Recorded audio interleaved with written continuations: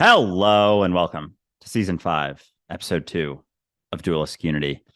I am here now and unsure of what that really means, unsure of where this is going to go, but sitting in that uncertainty, willing to face it for what it is.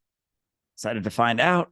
And it's what it is, just a constant discovery, exploration, adventure through myself as myself, finding out more and more as I go, settling on as little as possible, which allows me to actually continue to find out more. And it's awe-inspiring. It really is. When you stop thinking about where you're going so much and you get really involved with where you are, regardless of your preferences, regardless of how you might feel about where you are, the best thing you can do is just put everything you've got into it.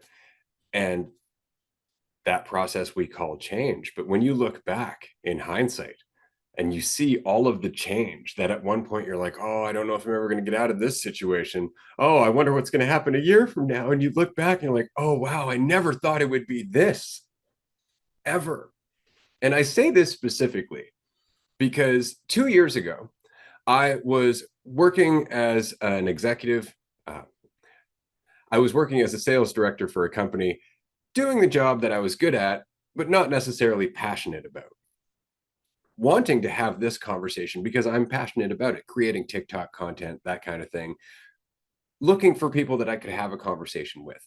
And I ran across today's guest, and we had a brief interview on my old YouTube channel. You can check that out. And it really reignited that passion for this conversation because it was a damn good conversation. It was engaged, it was interesting, it was insightful, it was a lot of fun in general. And so I'm excited to have him back on the show today, but I am amazed by how much has happened in my life in the last 2 years since that conversation. Not only the podcast, but now we do retreats, we have workshops, we have an audience of almost 10,000 people. And each and every step of the way, it was in not worrying about that it became possible. And now that we can have this conversation and catch up, I'm very excited to introduce you to the community that has grown in the period of time that we have not been talking. Seye, thank you for joining us. Everyone, you will know Seye as the Light of Consciousness on TikTok. He is a story alchemist. And I wanted to say that because I really like how that sounds. He's a musician, a photographer, an author, and if you go to his website, he's got a few of them, and we'll put them in the description underneath this episode. You will notice that he says, I know we always have and will be whole and complete. I help to implement systems that make this truth obvious. That is awesome, because it's not that you're trying to be more complete. It's that you're in your own way. So before I go any further, Seye, if you don't mind, tell our audience a little bit about yourself, how you came to this path, where you are, what you're doing, and everything else that you can share. Yes, I'm always excited to talk about these things. And first, I want to thank you guys for inviting me on this podcast. I listen to the podcast all the time. I mean, it's one of those. If I open my phone and I show you my podcast app, is like at the top of the list there. I feel like in the last maybe 5 years, I've had this realization that has allowed me to question everything, and from even a professional standpoint, I recognize the fact that I'm actually not one thing, so I can be everything. And so one of the things that I've done is to demonstrate that in a more physical ways. By that, I mean, I started out as a software developer many years ago in Nigeria.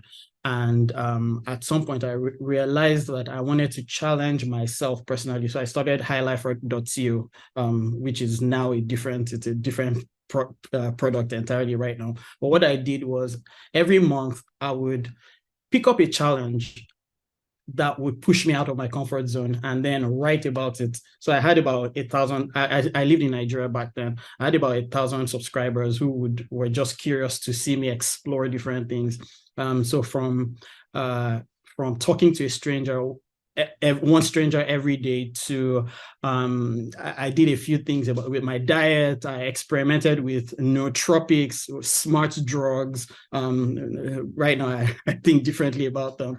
I experimented with different things and different aspects of myself. In fact, to the point where I decided I was going to change my career path from being a software developer to a coach. And right now I'm an agile coach in the corporate world. Well, I resigned today. I resigned 30 minutes before this call.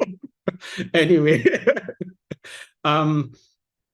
so one of the things that I realized is on my website, I wrote I'm a story alchemist. I just realized that every single thing is a story. We've the mind, the way the mind formulates things is it likes to have stories around things, but those stories are not real. So if they are not real, then we can just play into the story, knowing that we can enjoy the story, but not hold on to the story. So while I'm a composer, I write music for piano. I recently learned how to play the cello, and I compose music for the cello and the violin.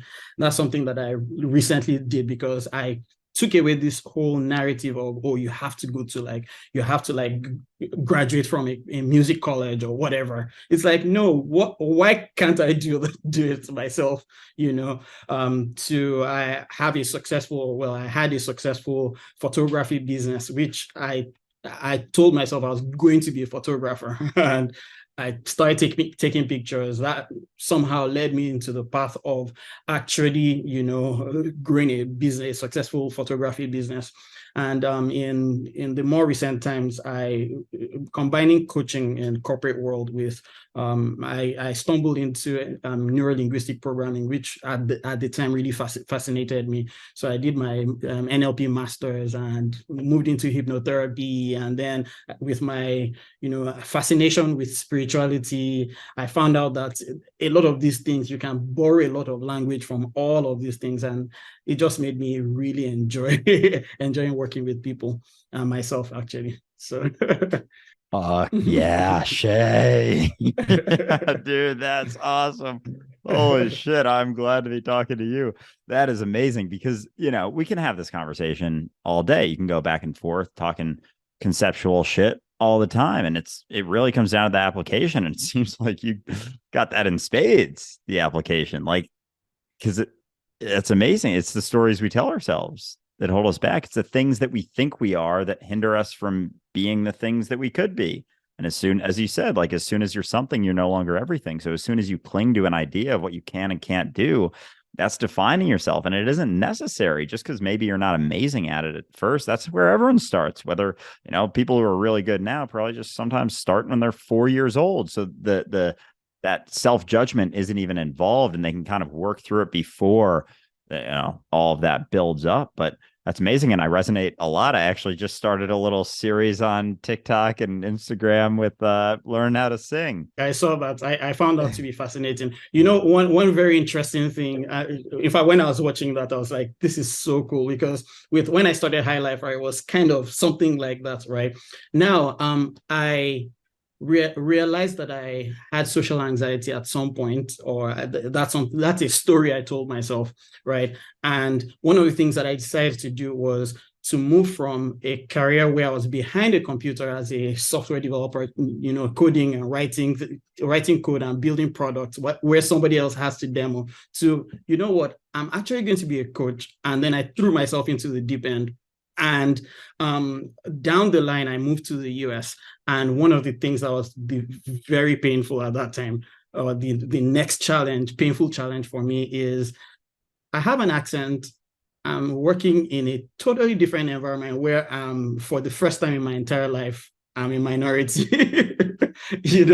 and I'll be in these meetings where people are, everybody's talking. And the moment I open my mouth to talk, I'm hearing my accent really thick, and that throws me off. And, I just realized, this is yet another story, and I don't care about that. And so these days I throw these like mini projects, like, oh, I'm going to talk in public, I'm going to, create an event. Sometimes I'll do like a meetup meeting. I'll set up a meetup meeting for strangers to just meet. Or in the case of the music project I'm working on, I just threw it. I didn't compose. I hadn't even understood how to get into a studio. I just put a date on my Instagram, like, this is when I'm going to release this music, and that's exactly what I did. That's awesome. That's exactly the point. It is, you don't know what you're capable of, and if you think about it, you're probably not going to try anything at all. So you may as well just think about it enough to get going, and then see what happens after that. And that's how you learn things. And that's definitely one of the reasons that you can tell the difference in talking to you rather than talking to your so-called spiritual gurus. And it's something that you were talking about previously in terms of spirituality isn't really spirituality. Like, there's something to it where it seems like the truth, but it's kind of not. Andrew and I were discussing this earlier this morning, of course, convenient timing, that it's almost too shiny to be real. Like, it's almost too much of a promise for it to be applicable. And that's the problem with spirituality. Whereas when somebody is just grinding against life and learning the hard way, as it were, because that's the only way to learn, is the hard way, the stuff that doesn't feel good. And then after you go through that, you're like, oh, that's why that didn't feel good.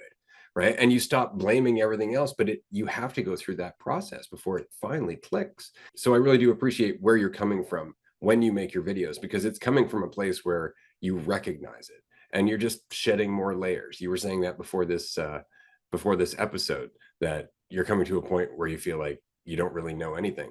And that's where you finally start learning from everything. It's funny that you say this, because one of the reasons I started being active on TikTok was, obviously, I started getting these understandings. And for me, in fact, sometimes when I look back at my old TikTok videos, I'm like, I think I see differently. But I think the fascination is to be able to see exactly how I've evolved in my understanding in the previous years or over time. And that itself is interesting. I have a question, actually, when it comes to that, because this is something that Andrew and I have been discussing. If we go back to the earlier episodes of the podcast, the tone is different, but the words are almost exactly the same. The insights are almost exactly the same, except they didn't seem to have the same depth. And that's why the tone was different. But have you noticed how often you're just coming back to things you've said before, but it's almost like you're coming back to them with a different set of eyes. And so they have an entirely different impact. Yes, that's true. Huh. Yeah. I've noticed that for me in a significant way over the last year and a half. Like, I was listening in leading up to this, I listened to your and Ray's episode, and then I just happened to, because he filmed the conversation with me, like, either we're trying to figure out, was it a week before, a week after, kind of irrelevant, but and just hearing myself and the conversation we were going through, like, there are times we talk about the same exact things we talked about in that very, very first conversation. And like, a lot of what we talk about it's not really that different, but the tone shifts, your freedom in yourself. Like, it really is, it comes back to the application of it. But there's a lot. It's like, it's so funny, because it's like, it's that sort of one step process of, you're not what you think, over and over, recognizing that, like, this is all that is here and now. Pay attention to where you're at, because that's it.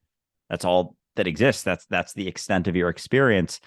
But how that plays out is over a sort of timeline, not because we're learning more. And we were talking about that this morning, not because we're learning more, not because we're adding knowledge, but because we're stripping away all the things that got built up over the years, throughout our childhood, throughout our, teenage years. The stories just built and built and built and built.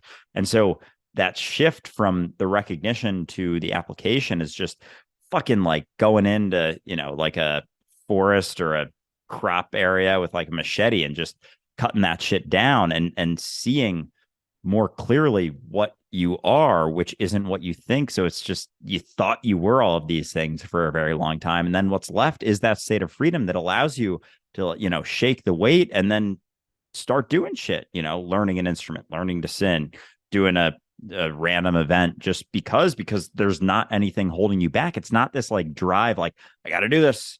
I got to prove myself. Got to show that I can do it. It's like, there's nothing holding me back. So I don't know, this seems interesting. Might as well step into this, right? Yeah.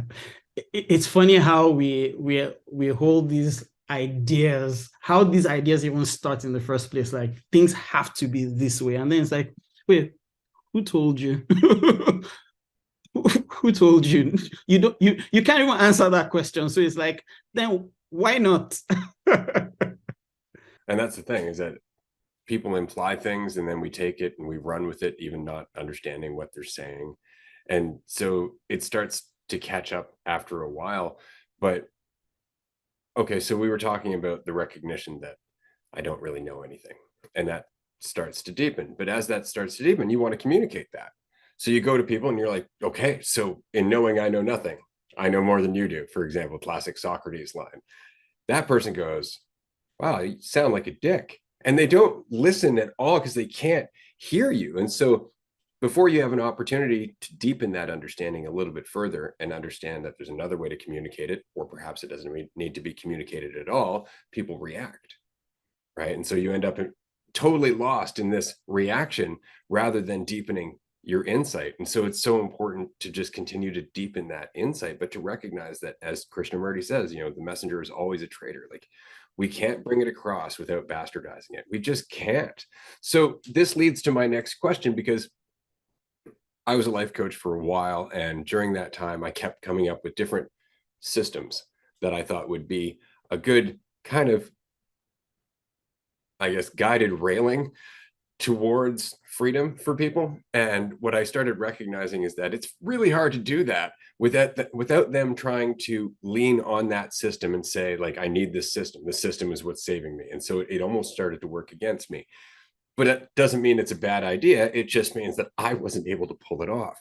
And so what I find interesting is, on your website, you were saying that you create systems to help people reveal the obvious. And I love that. But how is that going? Could you give us an example? So obviously I work with I'm an agile coach. Well, I incorporate, I'm an agile coach, and that usually requires you working with teams, software development teams, and then with leadership, to help them to question their assumptions about how they're seeing product, and how they're seeing the organization as a whole. And one interesting thing that I've noticed is everything is such a beautiful fractal. The individual and the team are the same thing. And the team is the organization. So at the end of the day, like, you can't even have an organization without people.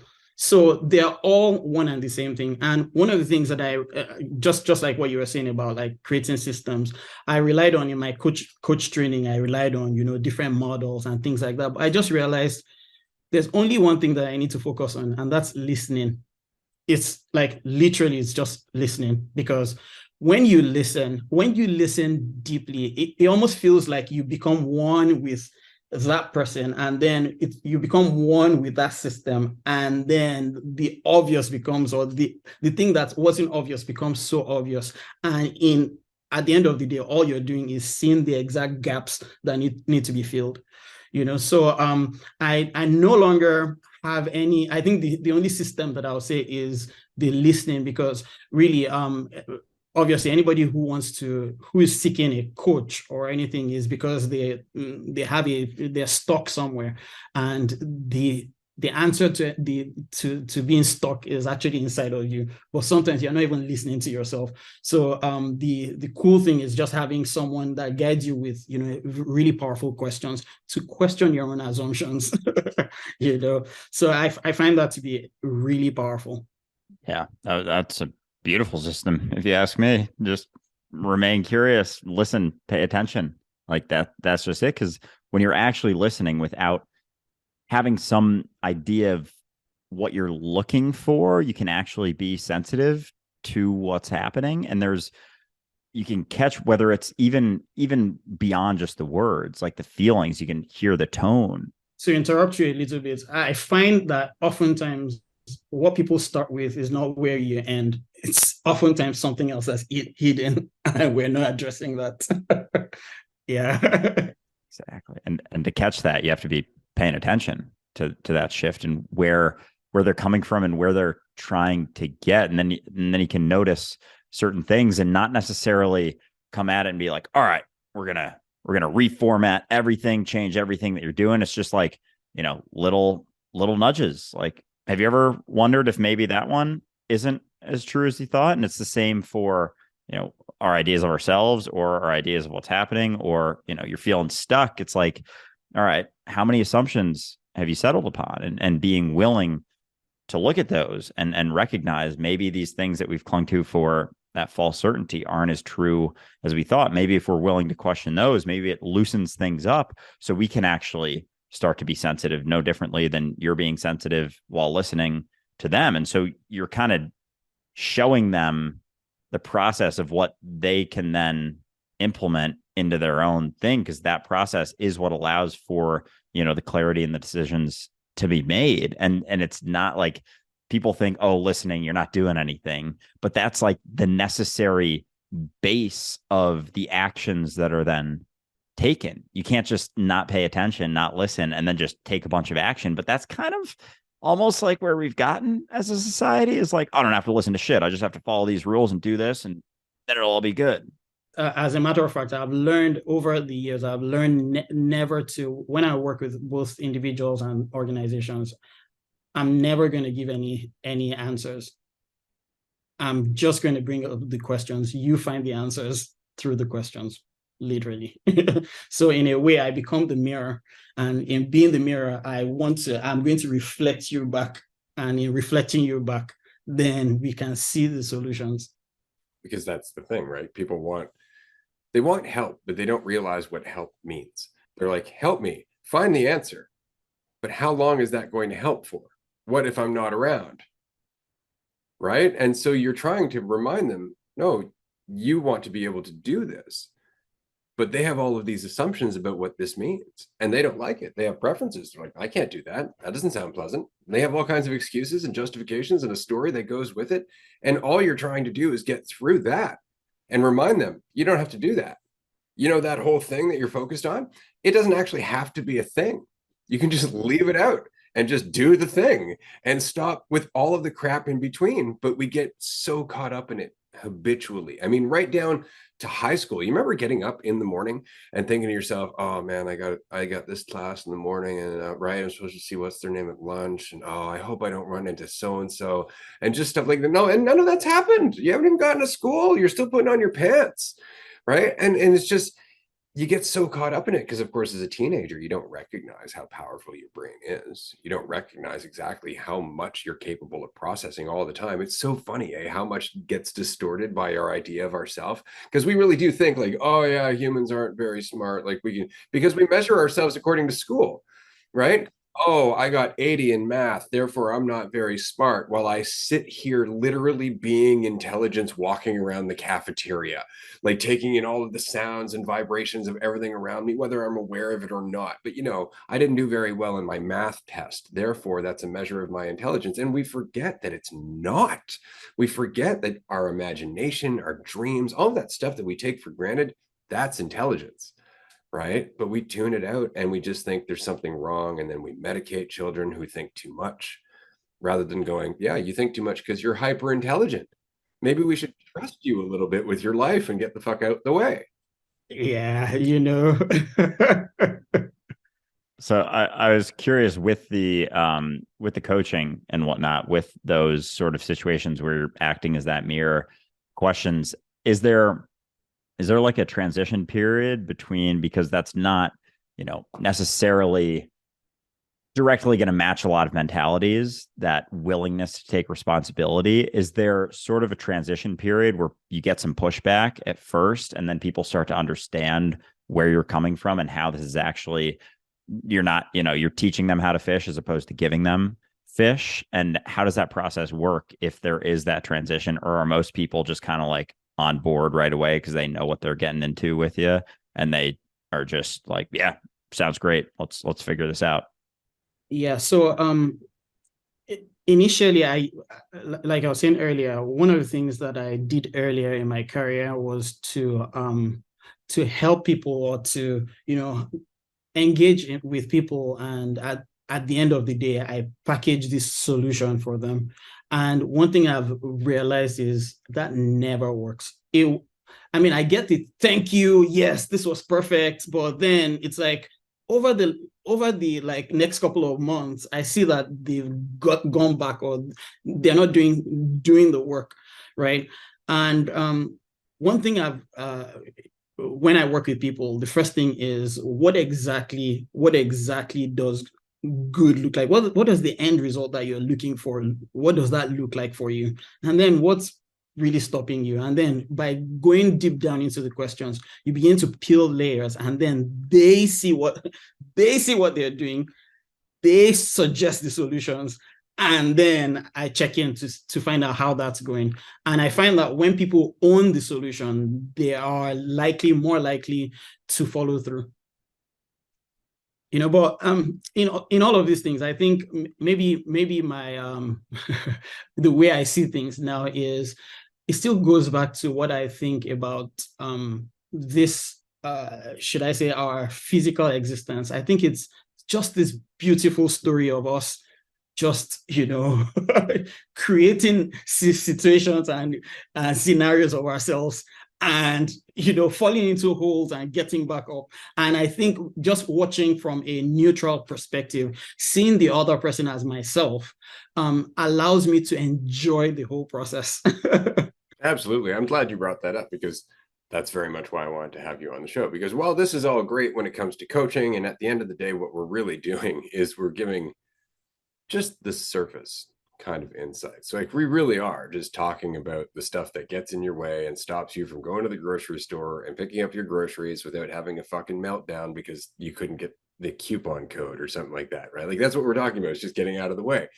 But after that comes the deeper shit. After that comes the recognition, like, oh, it's all me. Oh, fuck, it's all me. And so my question is, how often do you get to get into that in your one-on-one sessions? I know in corporate setting, it's not going to come up more than likely at all. But in your one-on-one sessions, how often do you manage to get into that with people? Because I am finding that it's way better received lately, in terms of it being at least something that people are willing to listen to and entertain as worthwhile, because it sounds reasonable. Whereas once upon a time, I remember very clearly, people didn't like the idea of letting go of who you think you are at all. And the idea that everything is one sounded hokey and religious and conceptual. Whereas it seems like people are having an easier time kind of seeing it as a possibility. So I'm wondering how your experience has been. I found that the deepest realizations from coaching have been when we actually get into identity, to realize that what you actually think, who you think you are, does not even exist. And I don't get there very often, but I found out that those who, when we get to that surface, those feel like, it almost feels like a total, oh my God, what, wait, am I crazy? Or are you the one? Are you trying to indoctrinate me to something? Because I've never thought about this. And it's interesting that you asked this. I think it was last week or 2 weeks ago. 3 different people told me how they hear my voice in their heads, and what I told them is, no, it's not my voice. You're hearing you. But I found I don't get there very often. But one thing I know is, those who I work with, when we start to peel the layers of identity, I see the deepest change in them. I see it bleeds out of just this one scenario where, I have a presentation, I don't know how to talk. It moves from there into their family life, their social life, and then suddenly they're a different character entirely. Yeah, because that identity is the root of all of it. Like, you're looking at the root of where all of the psychological suffering stems from, that perspective of ourself. And it's funny, that example you bring up of people you work with who you talk to about this, they hear your voice in there, and it makes you, I've been chewing on this for a bit, just, the perception of other people, how often we use that almost as an excuse, like we use it to avoid responsibility. Like, to them, it has to be your voice, or else they have to take that responsibility and recognize that maybe they're alone. Maybe there is no one else. Maybe everyone is just a projection of myself, and everything we go through is that mirror. You mentioned before the mirror, that experience of being a mirror. Like, what if that's it? Like, what if that's always it? That it's always, whether you're thinking of it as a mirror or not, literally there are no other people. It's just you, Shay. It's just you.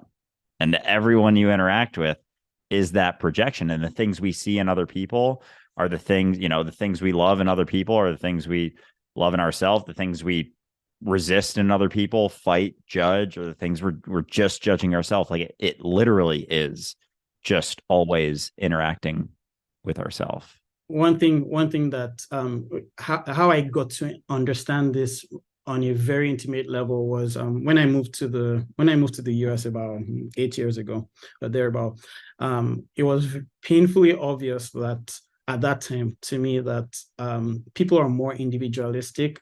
I lived in the same place for a couple of years, and I knew more about the people's cars than about them. Like, I just had neighbors who just say hello, and that was odd for me, because where I lived, it's I'm Nigerian, and where I lived, people are more social. So you have that neighbor who's knocking on your door at like 1 a.m. to ask for salt because they have food they're cooking, And so spending 30 something years of my life in that kind of social dynamic, and coming here, I felt people were mostly hostile.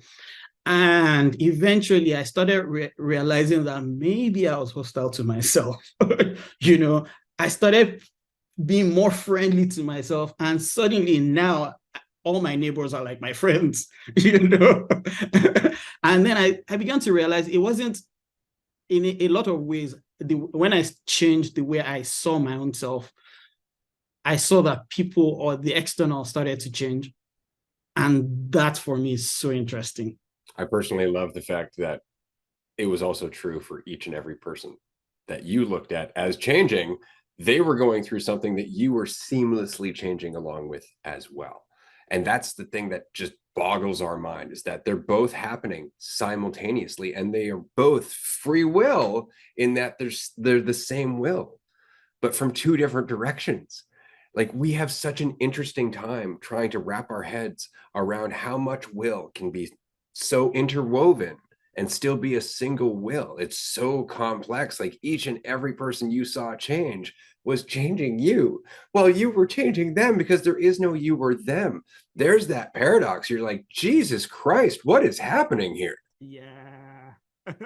And it's seamless, right? And there isn't, and that's what I was kind of getting at in the intro, is there isn't something to settle upon. Even with that, there's just where you're at. I don't know what that means. I don't know where it's going. I don't know what I can't, it's like you're left with just what is. And another thing we were talking about earlier today was with the present moment. Like, people talk about actively, being in the present. You got to get into the present. But when you're sitting in that spot of not really settling upon your ideas of other people, recognizing that they're just you, and any ideas or assumptions you settle upon are your own projections of how you think they're thinking, or what you think they are, or what you think they're, labeled as. And it's the same for everything else in reality. And so being present isn't so much of an active process, but it's almost like I don't want to say passive process, but it's just what's left when you recognize that it's impossible to actually settle upon a certainty outside of the fact that you're here now. And it really is just what's left. And, at first it can be uncomfortable, because we avoid that feeling. We avoid that raw uncertainty through clinging to certainties. But like, the certainties aren't, like, there is no certainty. So we're just clinging to illusions. Like we're not actually there. The shift isn't from having certainty to being like, okay, now I'm uncertain. Now I'm in the present. Like you never had any certainty. You just were able to distract yourself from where you were at, from being the here and now, literally being the here and being the now. You were able to distract yourself with all of the stories that you tell yourself. But without all those stories, without all that false certainty, it's almost like hard to even grab firmly onto anything that may happen or anything that has happened or anything that is happening.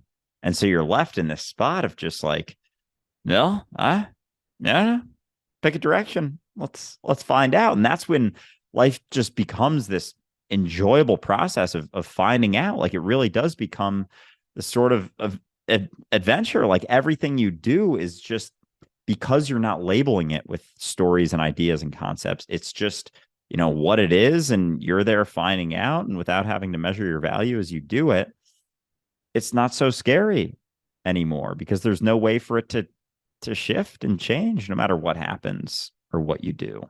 And this brings me to one of the questions that I had for you guys.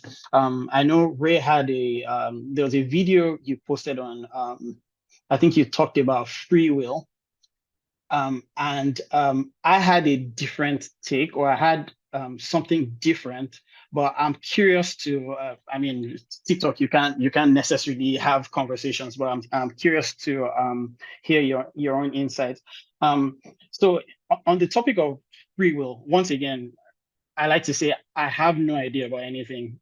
I can only see things from my perspective, and those perspectives make me realize, this is interesting. I've never saw things this way. And one of the things that I see with free will is I wonder if free will is a thing, because on several levels. So my mom came visiting me about last year, and I introduced her to my friends. We hadn't seen since before COVID, and she told my friends that my love for books. Now I have about 600 books, right? My mom was telling a friend of mine that my love for books and photography and photographic gadgets were things that my dad actually loved. Those were like his passion, right? And my dad passed away about almost 20 years ago. That's something I didn't know about my father. There were so many similarities in even his passion and mine that I didn't know about. So how do I think that I'm making these conscious choices? That's one.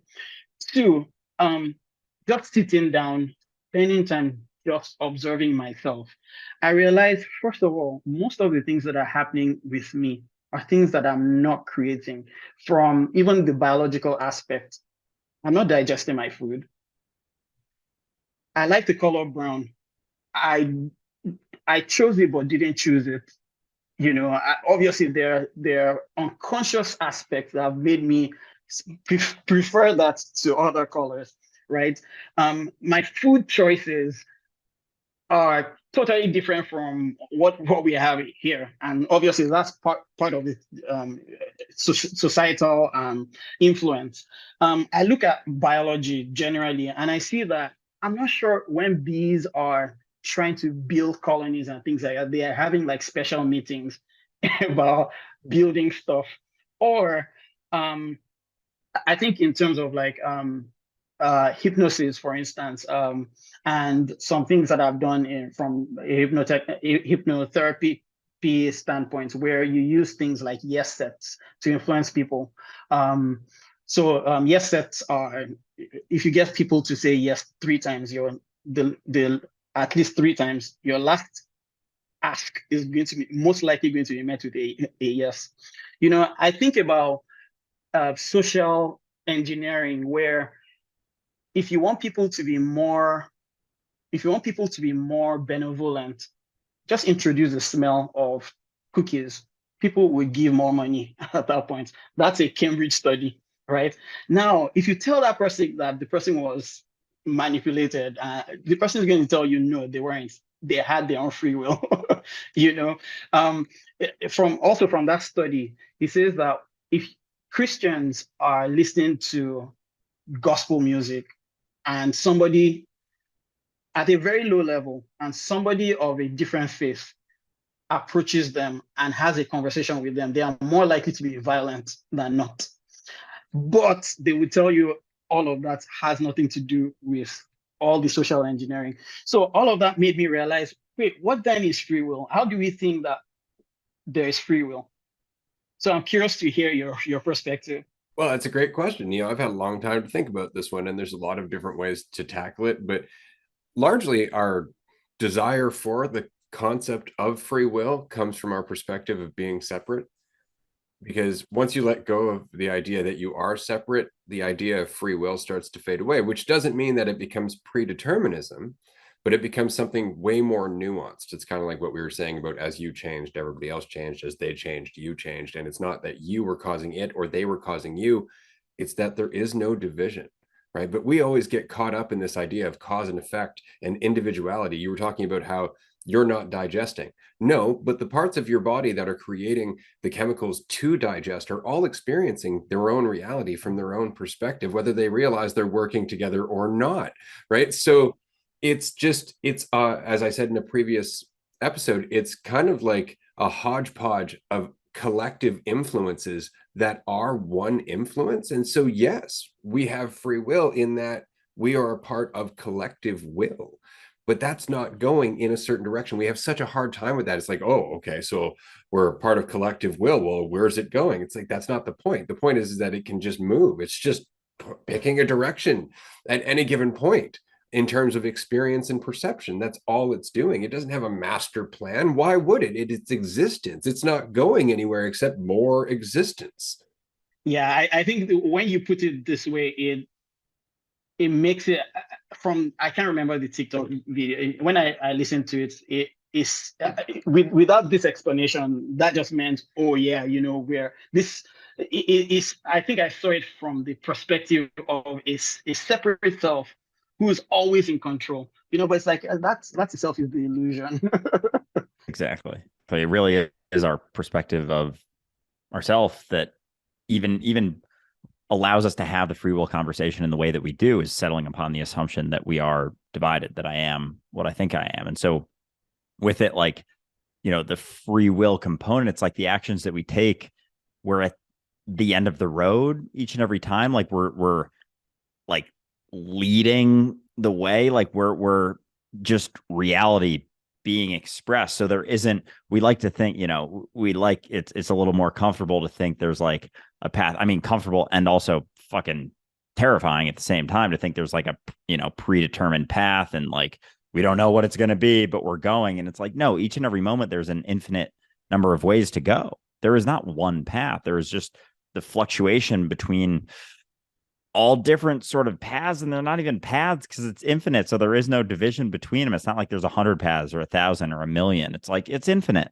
each and every moment. And so we're just kind of sitting in uncertainty, in infinite potential each and every moment. Because we are what is, we have the option to go in any direction whatsoever. And that's kind of it. Like each step that we take is stepping into new territory, kind of, in a way, but also stepping through ourselves. So it's not predetermined. It's not that it's preset. It's also not that, there aren't also all of the influences happening. It's like, yeah, there's all of the influences and we're influencing them, and there is no division between them. So there isn't this ability to even say, I have or don't have free will. It's just look at what you actually are and see that you're not divided from everything. And so everything's simultaneously impacting and being impacted at once. And you can't escape that either. You can't not have influence. Everything you do, everything you say, every interaction that you have echoes in eternity. Tell that to the personal mind. It needs to have a plan. This causes this, and this starts here, it ends here. There has to be a start. There has to be an end. And it has to be like this. It must be. It has to be. That's exactly it. Like false certainty. So here's a question. And this is something that Andrew and I have talked about previously, obviously, and I know it's something that you think about as well. What we're talking about is largely that we're all leaves on the tree, but we're also the collective awareness of the tree.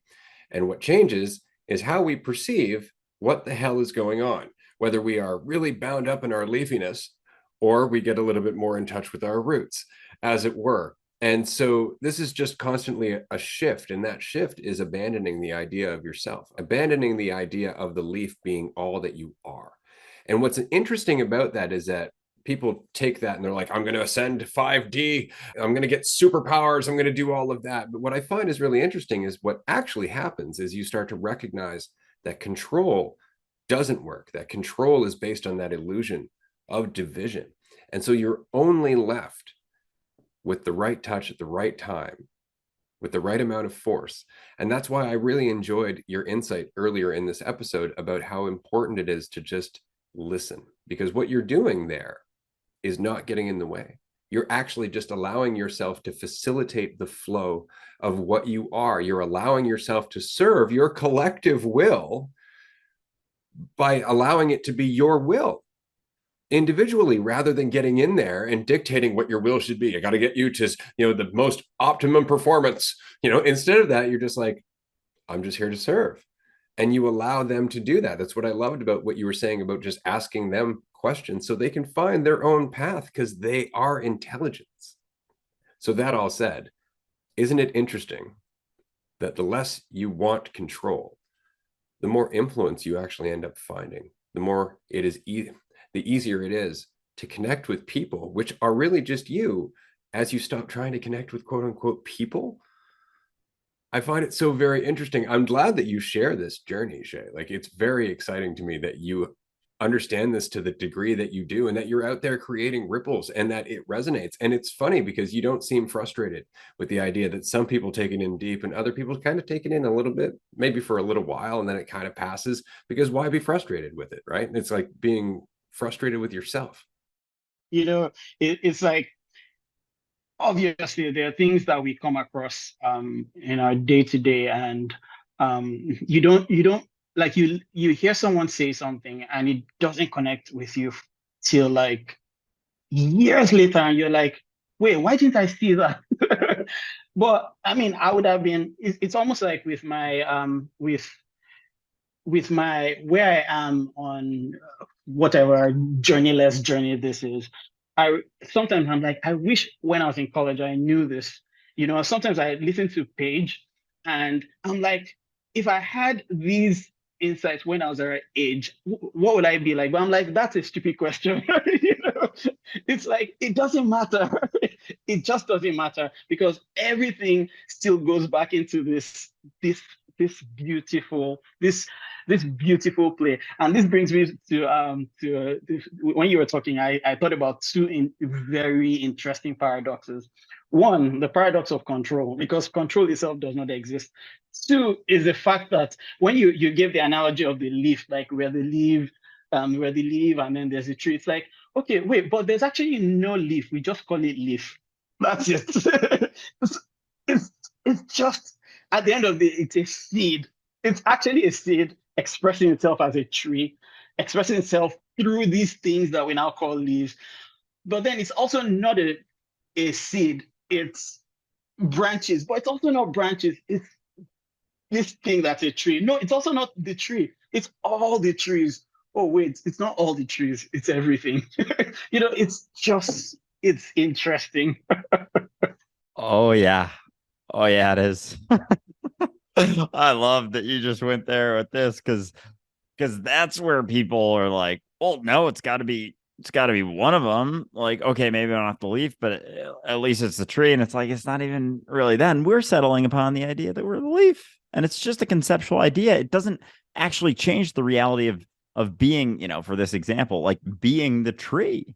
Like, we've always been the tree. We've always been all of it, all of the trees, all of the air, all of the grass, all the literally fucking everything. And I get this feeling sometimes where, I'm sitting in that uncertainty, as we always are. I guess I'm just not layering so many assumptions upon that. And it's almost like, you know, looking out, and it's not, you recognize that the division you perceive, like there's a window in front of me right now, the division I perceive between my eyes that are seeing that, my face, and the window doesn't actually exist. Like I'm just perceiving division here. And so it's like everything just, I don't know, like I don't know how to explain it exactly, but I was in San Diego last week and looking at the horizon over the ocean. And I was really high. I had smoked a bunch and I was just kind of like feeling everything. And I was looking at that horizon, recognizing like that's not separate from me at all. And so it almost, because there was the ocean and then the sky, and so it's almost, it kind of looks like this where it hits a point, which is the horizon, and it kind of came at me like this. It like flattened out. And so because it's when you say depth perception, it's like the perception of depth. It doesn't mean there's actually depth. It's just the perception. And yet we've settled upon so many things that take away from that. So anyway, that feeling that I get sometimes, like where the X-ray said, "Oh yeah, when the external becomes the internal," and I was like, "Yeah, that's kind of it." Because then you're like wondering where you are. You're like, "Well, where am I then?" And you're within and without. Like you can't even point to where you are. You, And you, that you know, sorry, sorry, I'm no, go interrupting for it. you. Go for So last week I was holding a soda can. I held it from the inside, so it caught my finger, and I realized that while my finger was bleeding, was I really feeling the pain here? Was the pain here? Where exactly was the pain? Then the curious thing there then is obviously it's healed a little bit. Who controlled the healing? Did my skin decide, oh, I mean, obviously there are parts of the body that tries to heal, but which one of them was trying to, coordinate that healing?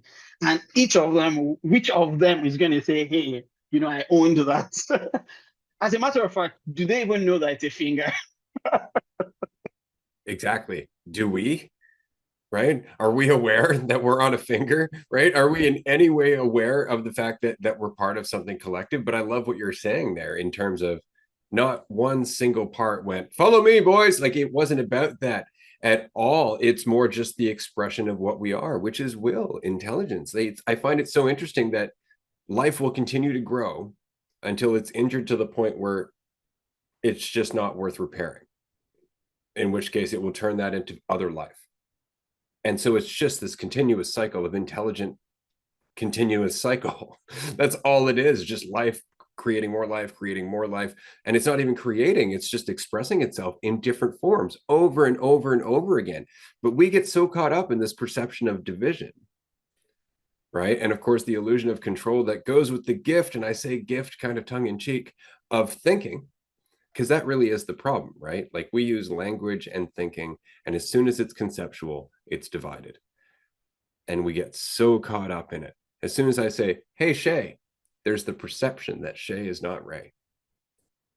And if I don't keep that in mind, it gets out of hand. And then you and I have a problem, sir.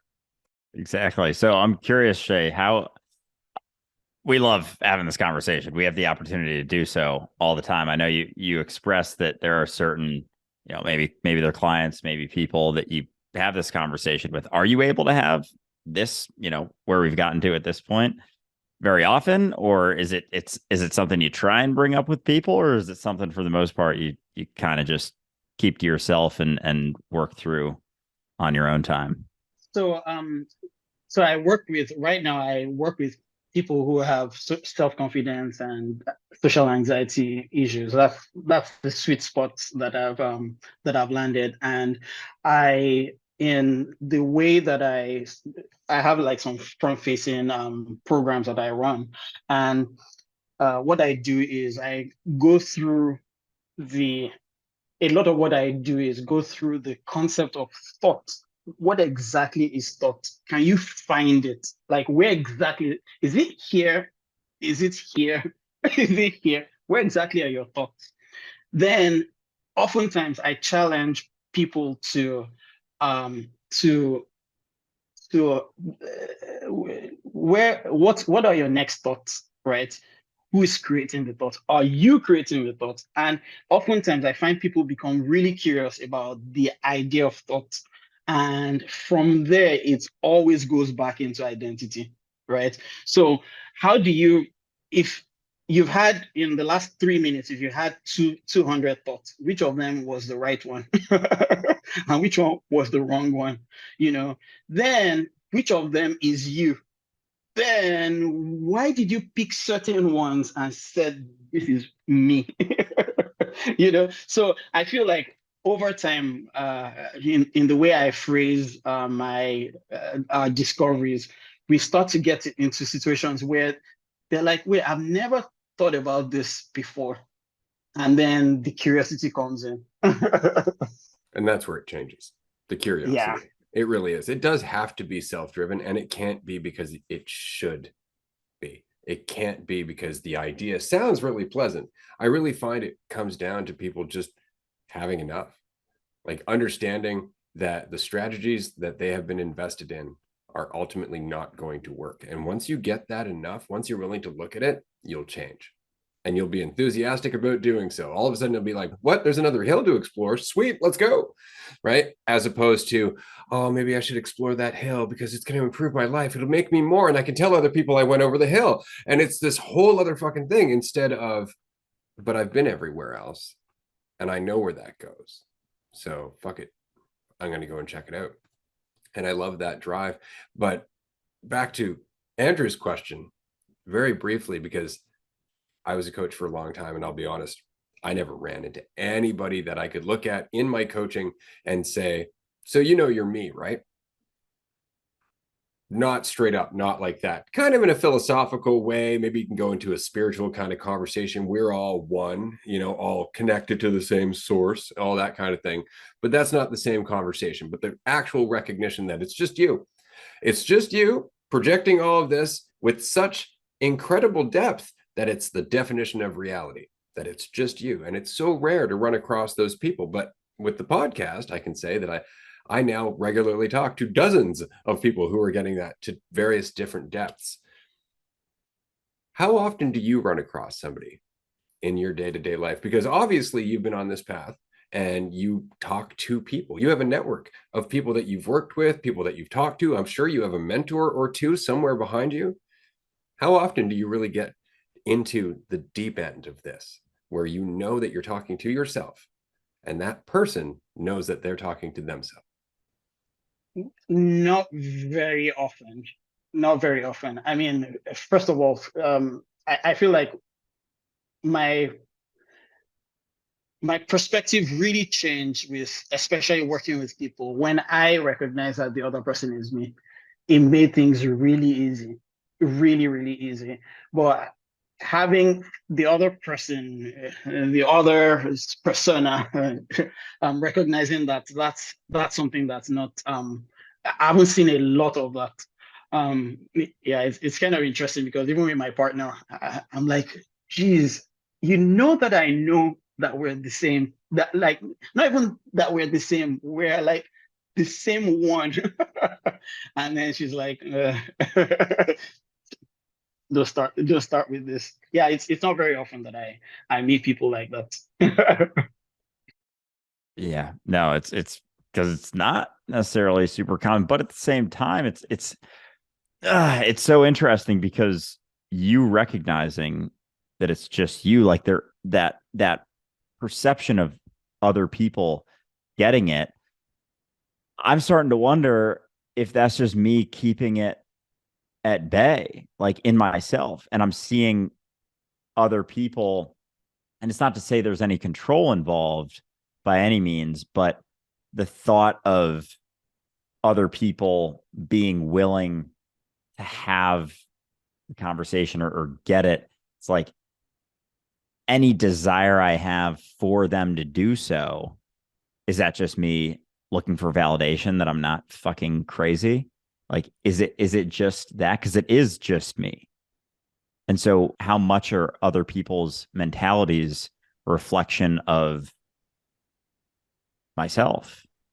I've thought about this several times, and I realized that if we're going to use the analogy of people sleeping and people waking up, it's different people have their different forms of there are ways you wake people. Some people wake up without the alarm. Some people like to be, tapped to wake up.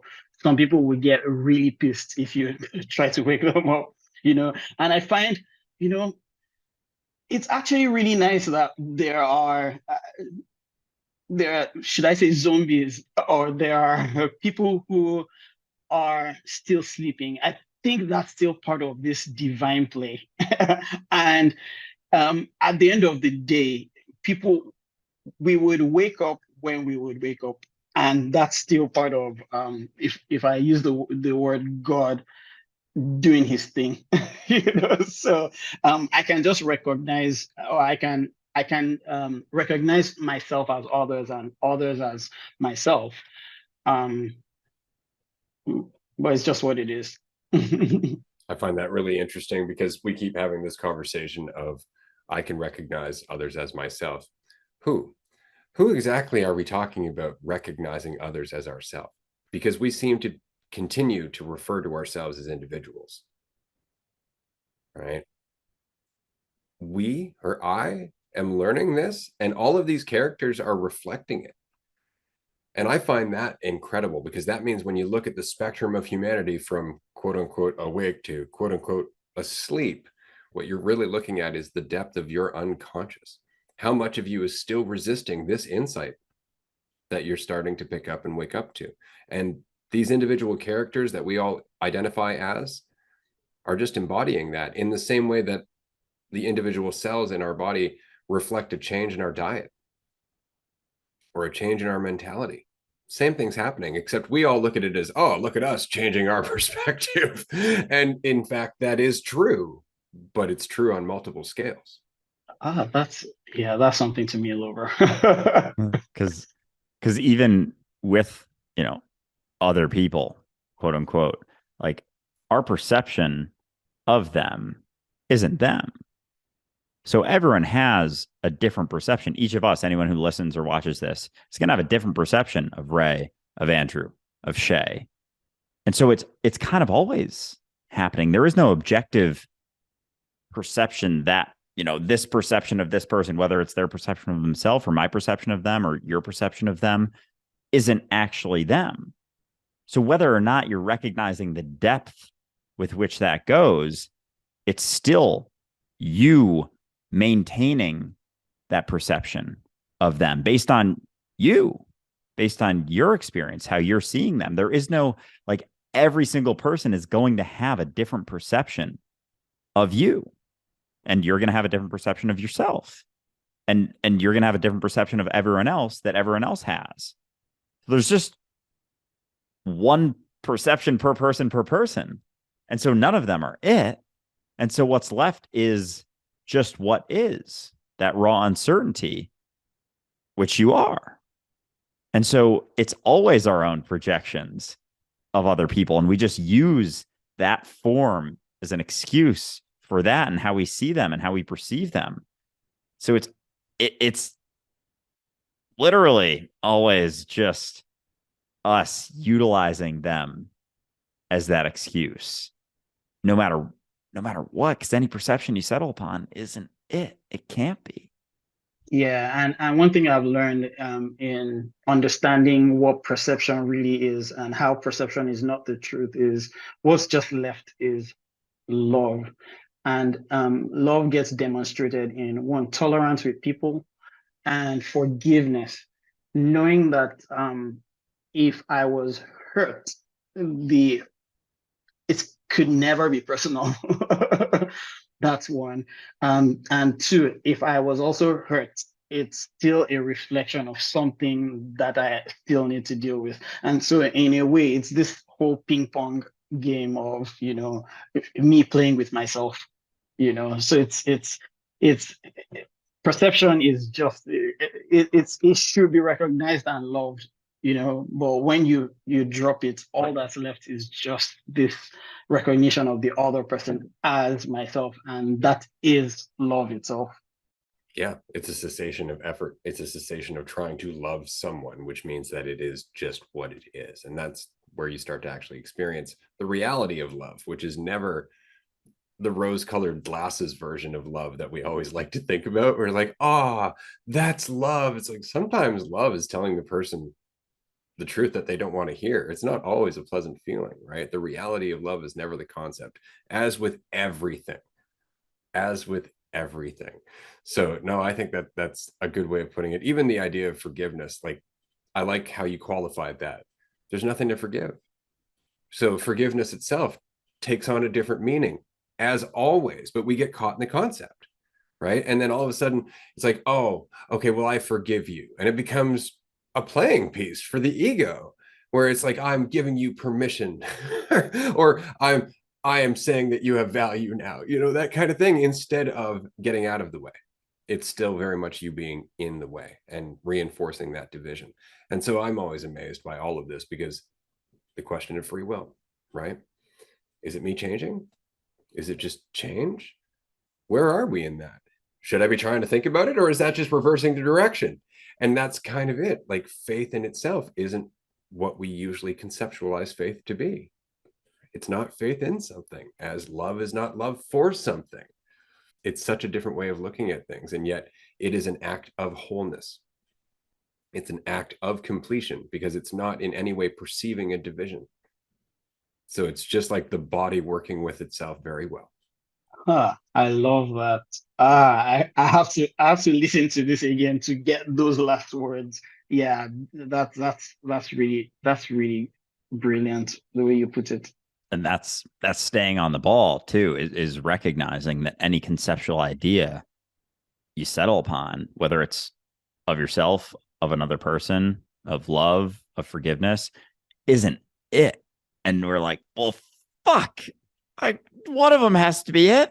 Come on, give me something, throw me a bone. No, it never is. But what's left is that state of freedom, is that ability to actually express the reality of love, which isn't, Hallmark and Disney really fucked that one up. It's just what's left. It's just being able to, without the distortion, literally recognize yourself in someone else. And that has its own tone to it. It has its own feel.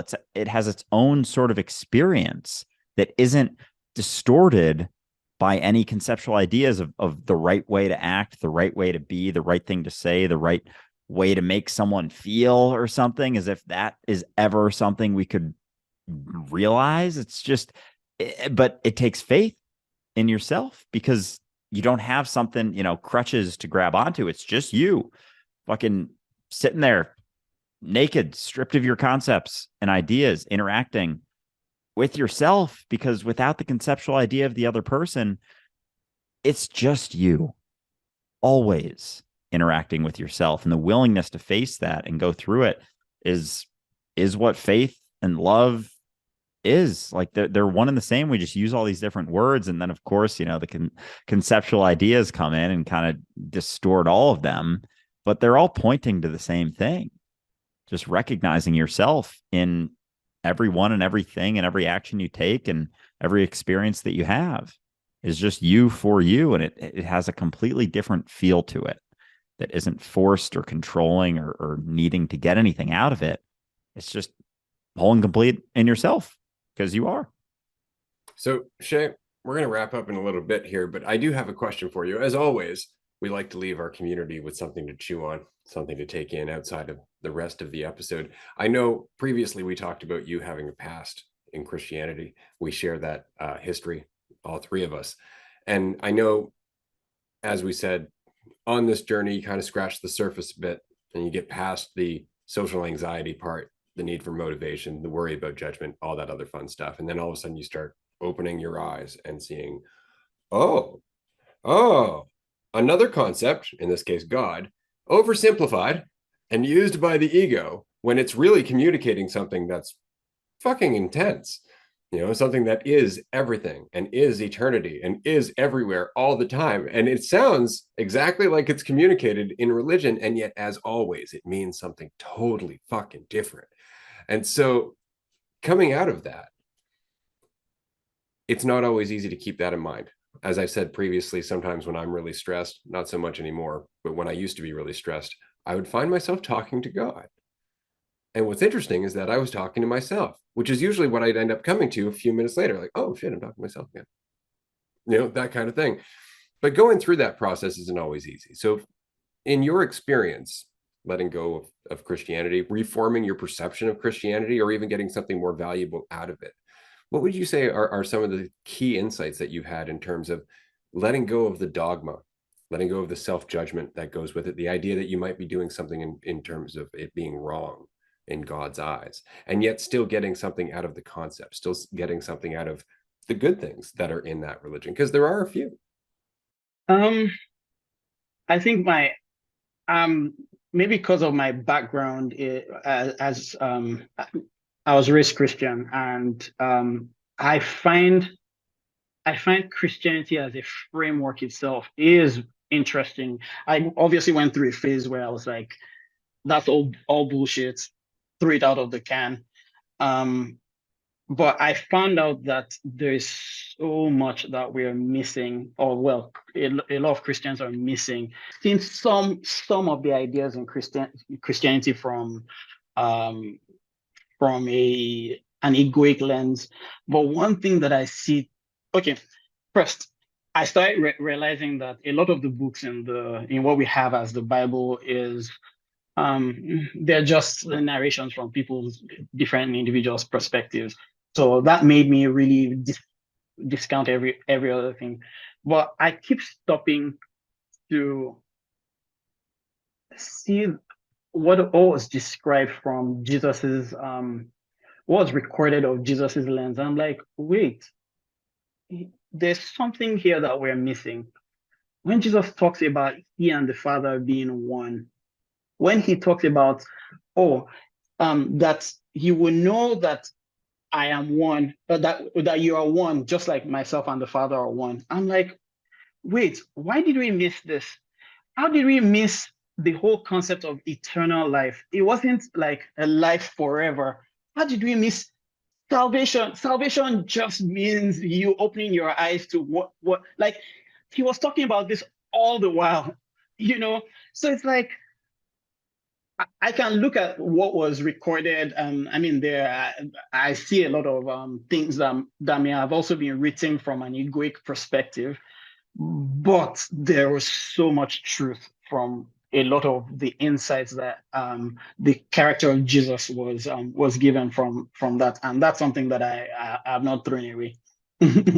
Yeah, like that was sort of what I went through, was recognizing, all right, most of this isn't really making much sense, but I'm still kind of afraid and I still kind of want to go to heaven. So just in case, I'm gonna maintain that. I'm gonna say I'm Catholic. I'm not really going to church anymore.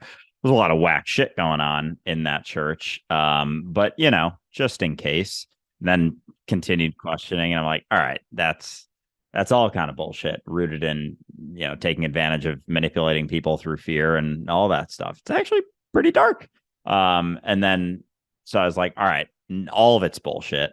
And then started coming back around to recognizing, what Jesus was actually saying. And I don't know if you've read any of the Gospel of Thomas, but that is much more like Jesus quotes, and there's a lot there, and it's a pretty quick read also, but there's a lot of good stuff in there, and it's all about being here now. Like, this is it, here and now. The kingdom of heaven is smaller than a mustard seed.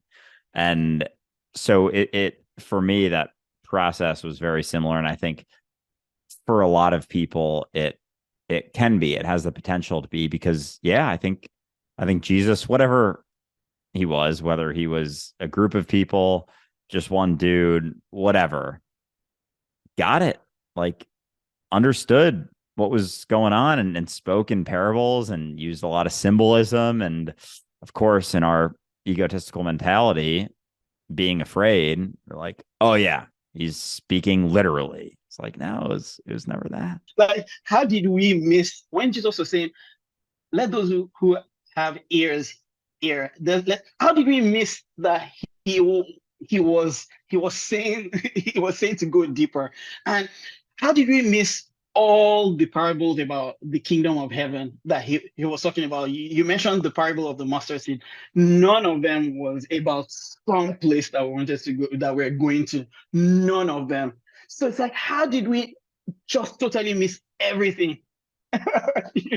The same way somebody can take what we're saying right now and miss it entirely. See, somebody can go through this episode, take down a bunch of points of things that we've said that sound really good, memorize them, and then go out into the world thinking that everybody needs to know these points, and then they'll be happy. So it's not even about them recognizing the points. It's about them passing it on and fucking saving the world.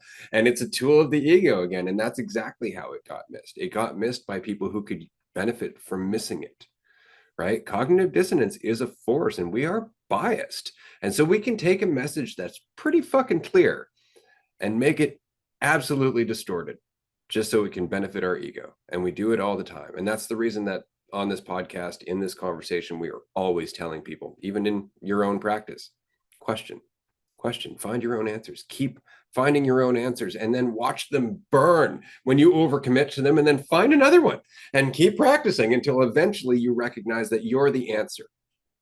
You're the answer. And that's it. This has been an absolute blast. Seye, it's been so nice to have you on the podcast. We're definitely going to have you back. I'm glad that we can introduce you to the community. And of course, anybody who would like to contact Seye, please do so. Check out highlifer.co. And Seye, I believe you have another website as well, correct? Yeah, just SeyeKuyinu.com, my first and last name.